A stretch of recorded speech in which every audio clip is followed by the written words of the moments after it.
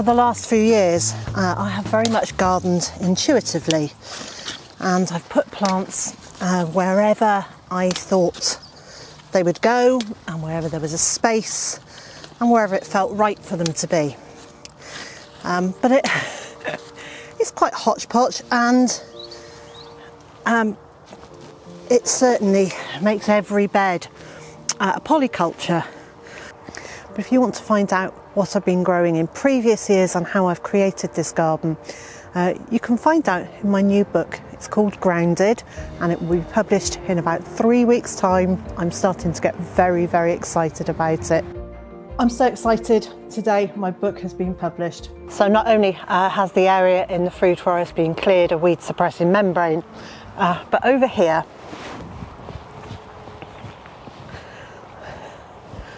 almost the whole of this area was more than head high with brambles, and the wild blackberries had just completely taken over this area.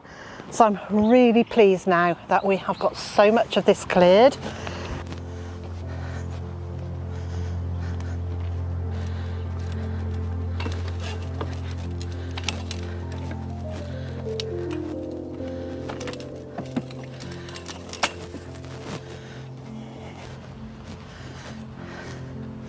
Last year I used this with netting over it to protect some brassicas, which I will do again with the brassicas that I grow later in the season. But right now this will work well for the beans. When I'm planting cabbages, or indeed any type of brassica, I like to firm them in really well. There are several different types of netting that you can use to protect brassicas. You just need to make sure that you've got one that's suitable as butterfly netting as opposed to just birds, because netting that will keep birds off will still have holes large enough for butterflies to squeeze through. I like to use netting that's wide enough to go over the hoops and right down the outside of the raised bed. And then I use lengths of wood down each side of the bed to hold that netting down so it doesn't get blown around in the wind and doesn't give any access to cabbage white butterflies or cabbage moth. So I think, are we allowed to say? I think that we can reveal that the search has almost certainly ended. We've come out to the garden this morning to discover that one of the branches on the corkscrew willow has been blown down and snapped off in the wind.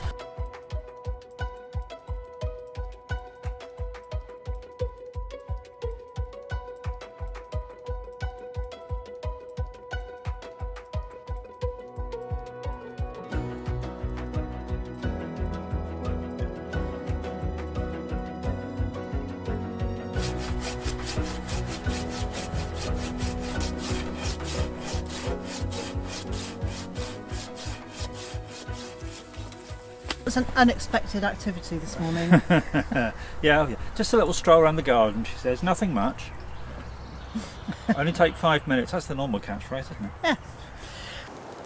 What happens when you're moving house and you want to take your garden with you? I have taken dozens and dozens of rose cuttings of the different roses across the garden. And over here at the side of the house where the decking is, the plants continue. It will still be Byther Farm, so we are taking Byther Farm with us. It's actually just the name of our channel and the name of my business.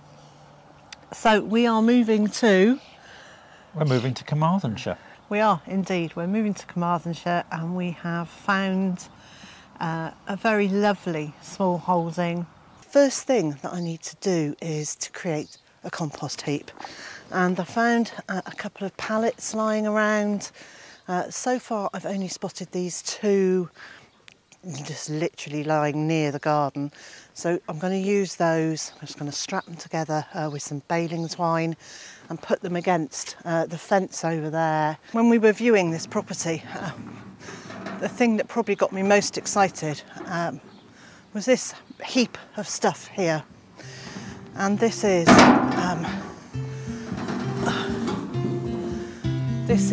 a manure heap.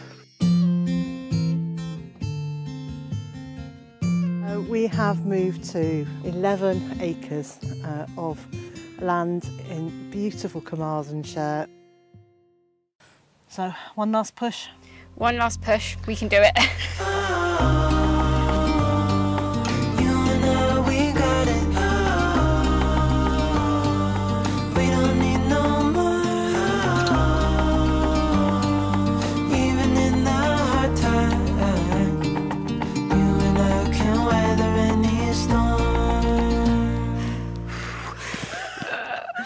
Almost speechless.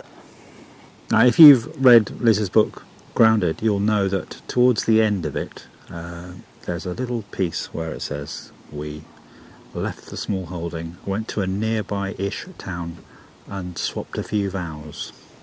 And that was about a year ago. My daughter very kindly sent us a tree, and this is a wedding cake tree. So it grows in layers, alternate layers, and hopefully over the years it will turn into, well, rather than just this little thing, will turn into something very beautiful.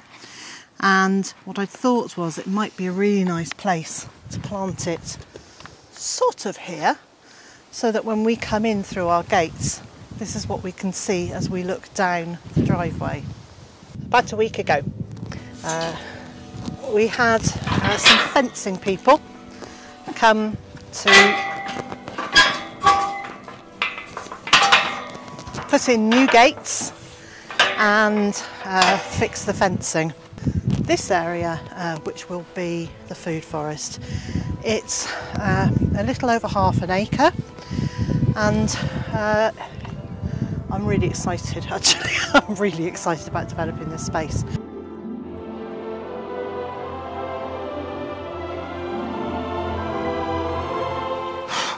That was actually quite hard work. I think we can bring all the fruit and veg plants we've got here, Right. all the perennials, and I think it's going to take a little while of placing them and working out how we think that's going to work. Yeah.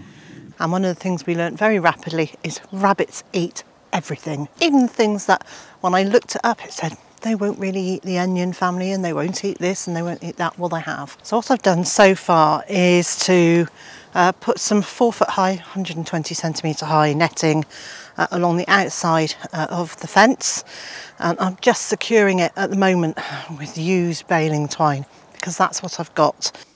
Today I'm creating a new strawberry bed until I've managed to put some rabbit proof fencing somewhere over there as well. This is the only area that I'm pretty sure is rabbit proof, and so right for now this is going to have all of our annual vegetables and fruit in it, as well as all our perennials and food forest. And here we are. It's a new growing arch.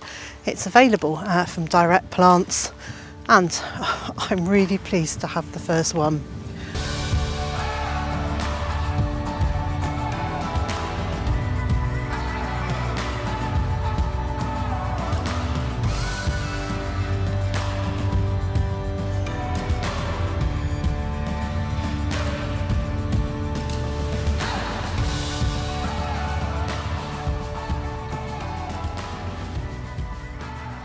I am taking these long pieces of wood up to our new polytunnel.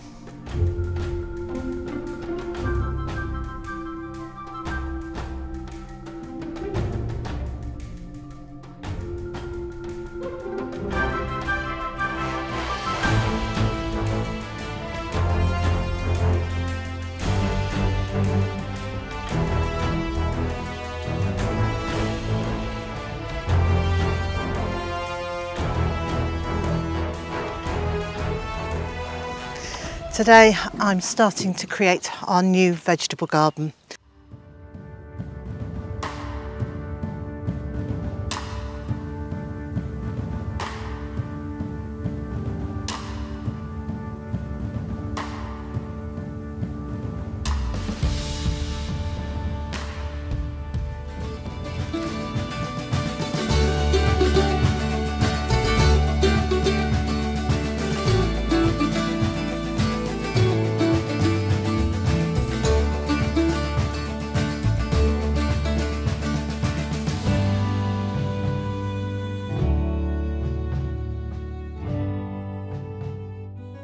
So, wherever you are in the world and whatever you've got planned for today, I hope it's a good one.